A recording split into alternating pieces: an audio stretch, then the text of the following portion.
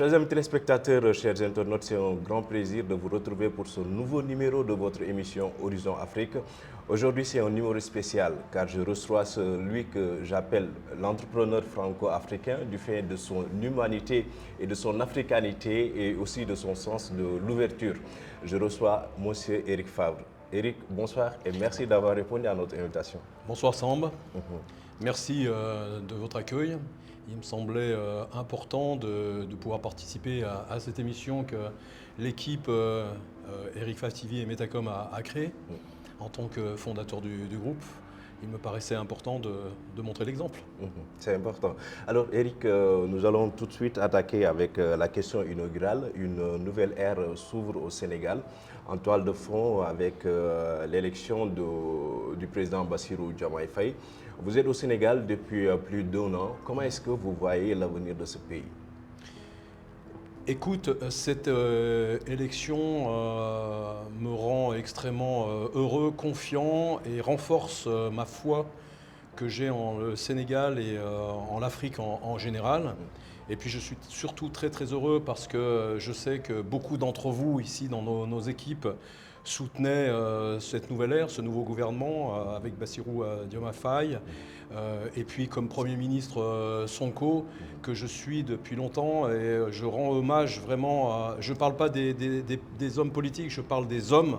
Je rends vraiment hommage à leur courage, à leur persévérance, à leur perspicacité dans la résilience qu'ils ont eue pendant tous ces mois. Et comme quoi, avec du travail, avec la foi et l'honnêteté vissée au cœur, on arrive à faire des grandes choses. Et c'est un petit peu un discours qu'on retrouve au sein du groupe. Et je suis vraiment très confiant dans l'avenir du Sénégal parce que je pense que beaucoup de choses vont évoluer. Il y a beaucoup de choses qui vont être remises en question, je l'espère. Il y aura beaucoup de réformes. Il y aura beaucoup de réformes. J'espère qu'ils vont lutter très fortement contre la corruption, mais que ce soit la corruption intérieure comme la corruption extérieure. Le peuple a besoin d'avoir des hommes de valeur, des exemples. Et j'espère que ce duo et l'ensemble du gouvernement aura montré des signes forts dans ce sens-là. Et en tous les cas, ils pourront compter sur nous et sur nos équipes. On sera là pour montrer le chemin de l'entrepreneuriat, montrer le chemin de l'espoir pour la jeunesse. Et c'est un vrai challenge et je suis vraiment super heureux de vivre et de partager ça avec vous. Mais justement, cette révolution politique intervient au moment où on ressent en Afrique un certain besoin de changement, d'être souverain. C'est l'exemple des pays comme le Mali, le Burkina Faso, la Guinée récemment. Aujourd'hui, c'est quoi exactement votre appréciation de cette envie des Africains de vouloir coûte que coûte avoir le changement? Tu sais, Samb, c'est une appréciation aujourd'hui qui est mondiale. Sauf que nous ne sommes pas tous dans les différents continents à la même avancée. Tu regardes aujourd'hui ce qui se passe en Europe, beaucoup de Français en tous les cas ont envie de plus de souveraineté.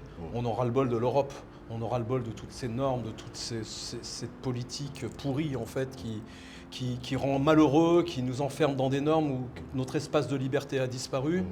Et ce qui est magnifique ici en Afrique, c'est que vous avez tout l'avenir devant vous. Déjà, l'Europe est un continent qui est vieillissant, de par son histoire et de par sa population. Vous avez la chance d'avoir une histoire qui est très riche, très mal connue. Et je pense que des gouvernements qui sont en train de se mettre en place vont redorer le blason de l'histoire africaine, qui est beaucoup plus importante que ce que l'on connaît, nous, en tous les cas en Occident. Et puis, surtout, vous avez une population aujourd'hui qui est extrêmement jeune.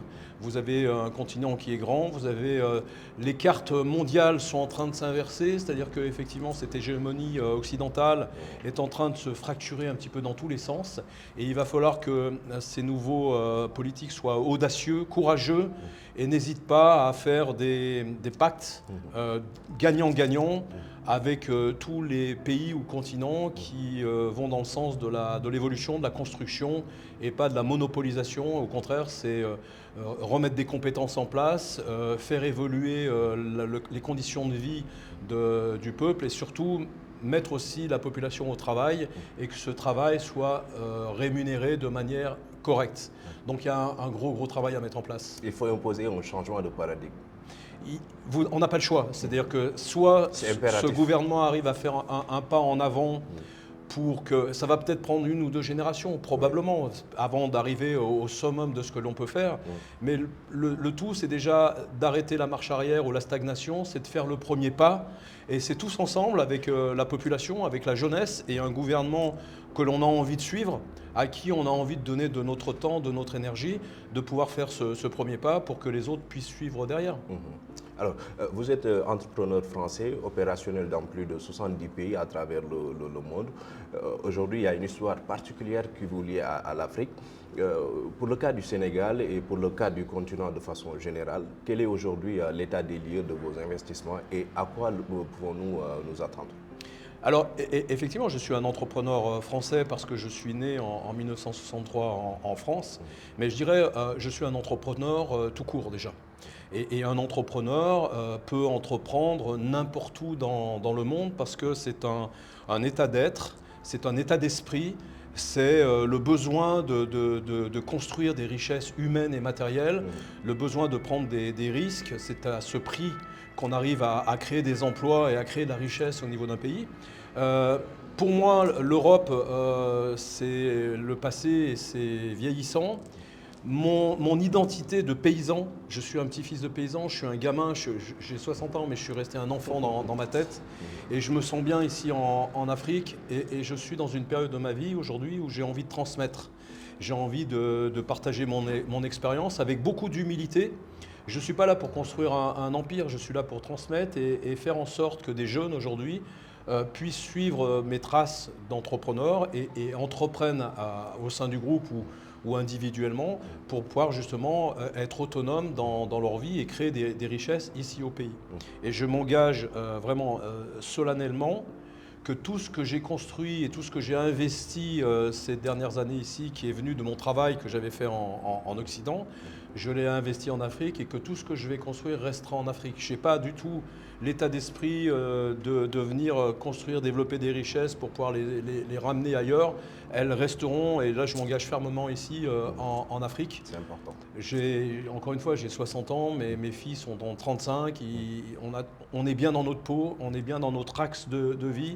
Et notre devoir à un moment donné, c'est de partager et puis de remporter des belles victoires, des belles batailles tous ensemble. On a beaucoup de challenges à relever aujourd'hui, que ce soit dans le sport, dans le média, dans la santé, dans la formation, dans les événements, dans beaucoup de choses. Et on va s'en donner les moyens tous ensemble et développer la compétence ici en Afrique et arrêter de faire appel toujours à l'extérieur pour des choses d'où on serait capable ici de le faire, et vous en êtes tous ici la preuve. On est capable de faire des belles et des grandes choses, à condition d'être écouté, à condition de faire confiance, et puis de pouvoir vous déléguer petit à petit votre avenir. C'est important. Et que prévoyez-vous dans le court terme? Parlant de vos différents projets. Alors bien sûr, dans le court terme, je vais faire ce que je sais faire. Je ne vais pas me lancer dans le pétrole, dans la chimie et dans les choses comme ça. Aujourd'hui, j'ai fait toute ma carrière dans le sport, la nutrition sportive, la préparation sportive, les salles de sport, les magasins de nutrition, le monde de la pharmacie avec la santé. Donc on a créé une structure d'importation et j'ai prévu, en achetant déjà un terrain à Dias, pour pouvoir construire une unité de conditionnement et de fabrication ici en Afrique. Parce que si on estime que l'avenir est en Afrique, l'Afrique ne doit pas simplement être une boîte aux lettres où on envoie des produits, on les redistribue, on doit fabriquer ici. On a des matières premières qui vont permettre de valoriser le monde agricole. Je pense au citron, je pense au gingembre, je pense à la mangue, je pense à beaucoup de produits agricoles que l'on peut revaloriser non seulement pour la nutrition et l'alimentation, mais aussi pour la santé, et qu'on doit revaloriser à travers nos laboratoires de fabrication et de transformation ici locales. Et c'est faisable, c'est qu'une question de volonté gouvernementale bien sûr, et puis de volonté des hommes et des entrepreneurs ici sur place.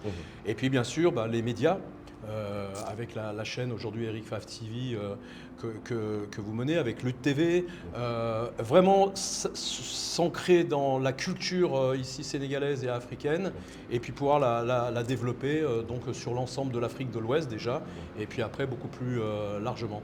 Et Dakar pour moi est un phare Et vraiment ici où tout a démarré, où je me sens bien, je me sens heureux. Souvent on m'appelle le Sénégalais blanc. Bon, pour moi, blanc-noir, il n'y a pas d'importance. On est des hommes. On est des hommes bons, avec une bonne volonté, avec de l'amour, avec le sens de la vie. Et pour moi, il n'y a pas de question de race, de religion, etc. C'est simplement une question d'état d'esprit et puis de fraternité, mais la vraie, pas celle qu'on nous dit sur les plateaux de télé des mainstream où on fait un peu de baratin. Ici, on est dans la vraie vie, on est sur le terrain et c'est ce qui fait un petit peu notre différence. Tu vois, ce matin, j'étais sur le terrain en train d'aller prendre des commandes à 60 balais. J'ai fait ça quand j'avais 20 ans.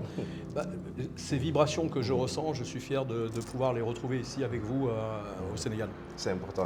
Alors, Eric, ils sont nombreux aujourd'hui à nous suivre, ces jeunes-là qui nous suivent à travers la chaîne Eric Favre TV, mais qui vous suivent vous aussi à travers vos différentes plateformes digitales, que ce soit vos projets dans le domaine du sport, de la musique. C'est quoi aujourd'hui ton message à cette jeunesse africaine, mais surtout aussi passer un message aux dirigeants africains? Sam, je te remercie de me poser cette question. Ça me permet de faire une petite mise au point. Ça fait un peu plus d'1 an que je suis ici et je reçois énormément de messages au quotidien où des gens me demandent de l'aide, de l'argent, beaucoup de choses. Et il ne faut pas se tromper. Je ne suis pas venu ici pour répondre à de la mendicité. Bien sûr que j'ai le cœur et je peux aider, mais je ne suis pas venu ici pour ça. Déjà, je trouve que c'est un déshonneur par rapport à votre propre culture, à votre propre peuple. Je suis ici pour venir aider la jeunesse à trouver une voie dans l'entrepreneuriat, dans le sport, dans l'événementiel, en leur offrant éventuellement un travail et leur offrant une mission qui va venir retrouver de la dignité, leur retrouver leur honneur et leur fierté de pouvoir nourrir leur famille, non pas en faisant de la mendicité, mais en faisant un travail qui leur permette de pouvoir s'exprimer. Par la création de richesses. Par la création de richesses, on en revient tout à l'heure, création de richesses humaines et matérielles. Mon message aujourd'hui aux dirigeants, c'est déjà de faire confiance à cette jeunesse, c'est de mettre en place des structures de formation, parce qu'on a un gros problème, c'est un manque de formation. Il y a beaucoup de gens qui n'ont pas été à l'école ou qui n'ont pas fait de formation, donc on a un gros travail, que ce soit dans le public, même dans le privé, de formation pour que cette jeunesse puisse accéder à une formation correspondant à une activité dans laquelle elle veut faire. C'est quelque chose qu'on va lancer de manière très forte dans les mois qui viennent avec la métaverse, avec tout ce qui est la formation par digital, qui permettra de former les gens dans toute l'Afrique et bien sûr dans tout le Sénégal, sans bouger de chez eux, en leur donnant des vraies formations pour pouvoir faire un métier et même développer leur propre commerce à travers ça. Donc c'est vraiment la formation, l'alimentation, l'agriculture, retrouver cette souveraineté agricole parce que c'est beaucoup de métiers qui vont en découler. Et puis bien sûr le sport. Le sport, il y a énormément de métiers qui peuvent en découler à partir du moment où on a une vraie formation qui est mise en place pour que ces coachs ou ces préparateurs physiques puissent non seulement préparer des champions, mais aussi prévenir pour tout ce qui est problème de santé pour cette jeunesse qui est jeune aujourd'hui, mais qui dans 20 ou 30 ans le sera un peu moins. Inch'Allah. Alors c'est la fin de notre entretien, Eric. Nous vous remercions d'être passé. Eh bien écoute Sam, c'est moi qui vous remercie de m'interviewer et je suis encore une fois très heureux de tout ce que vous êtes en train de créer, de mettre en place. Je veux vraiment dire que je ne suis moi simplement qu'ici quelqu'un qui vous donne un peu de moyens pour pouvoir vous exprimer, mais que tout ce talent, il n'est pas chez moi, il est chez vous et il est important qu'on puisse le montrer à la jeunesse pour qu'ils puissent faire la même chose. Merci. Merci pour ce beau témoignage. Chers amis téléspectateurs, nous vous donnons rendez-vous très prochainement pour un autre numéro de votre émission Horizon Afrique. Continuez à vous abonner à la chaîne, à liker et à partager nos contenus. À la prochaine.